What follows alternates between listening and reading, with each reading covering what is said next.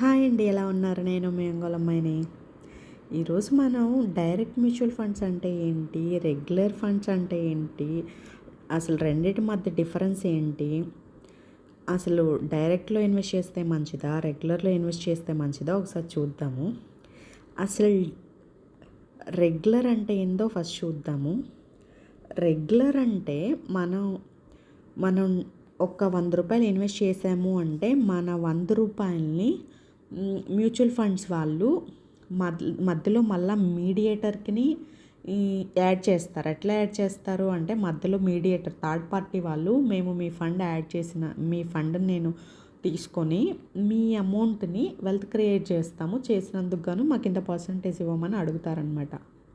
అంటే ఇప్పుడు అక్కడ మనం ఇచ్చిన 100 రూపాయలు, మనం ఇన్వెస్ట్ చేసిన 100 రూపాయల మీద దాని మీద మనం మేనేజ్ చేసిన దానికి, మ్యూచువల్ ఫండ్స్ వాళ్ళు మేనేజ్ చేసిన దానికి వాళ్ళకి కమిషన్ ఇవ్వాలి. దాంతోపాటు ఈ థర్డ్ పార్టీ వాళ్ళు ఉంటే వాళ్ళకు కూడా ఎక్స్ట్రా కమిషన్ ఇవ్వాల్సి వస్తుంది. అది రెగ్యులర్లో. ఎట్లా అంటే, అసలు ఈ రెగ్యులర్లో మనకి ఎంత ఫండు ఇన్వెస్ట్ చేస్తే ఒక క్యాలిక్యులేటర్ చూద్దాం ఒకసారి. రిటర్న్ క్యాలిక్యులేటర్ ఎంత వస్తుందో. 20,000 ఇన్వెస్ట్ చేస్తున్నాం మనం.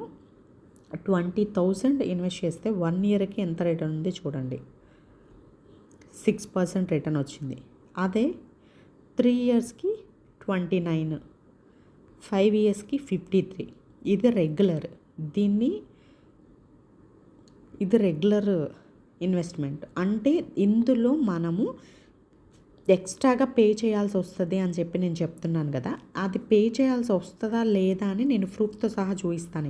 ఇక్కడ రెగ్యులర్ చూసాం కదా. రెగ్యులర్లో మనకి ఎంత పర్సెంట్ వచ్చింది? 5 ఇయర్స్కి 53, 3 ఇయర్స్కి 30, 1 ఇయర్కి 6. అదే మనం ఇప్పుడు డైరెక్ట్కి వెళ్ళి చూద్దాం.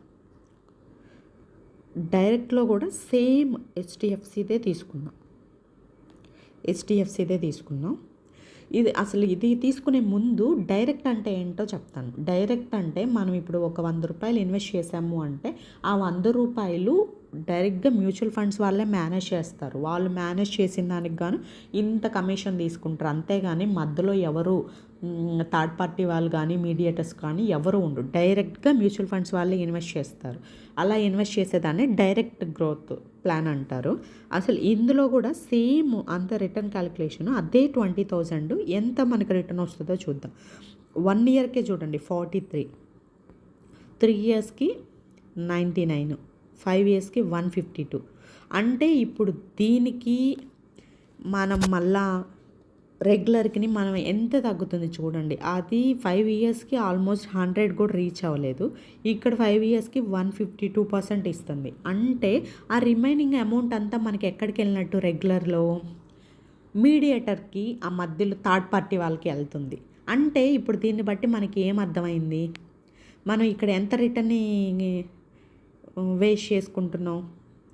మధ్యలో మనం థర్డ్ పార్టీ వాళ్ళకి ఇవ్వడం మేలంటారా, లేదా థర్డ్ పార్టీ వాళ్ళకి ఇచ్చే ఆ ప్రాఫిట్ కూడా మనకే వస్తే మేలంటారా? నాకైతే నా ఒపీనియన్ బట్టి రెగ్యులర్కి వెళ్ళడం కంటే థర్డ్ పార్టీ వాళ్ళకి ఎక్స్ట్రాగా మన కమిషన్ ఇచ్చే బదులు డైరెక్ట్ దాంట్లోనే ఇన్వెస్ట్ చేసుకొని, ఇప్పుడు దీనికి రిటర్న్స్లో ఇంకా రిటర్న్స్ చూస్తే ఇందులోనే రిటర్న్స్ ఎక్కువే ఉంటాయి కంపేర్ చేస్తే.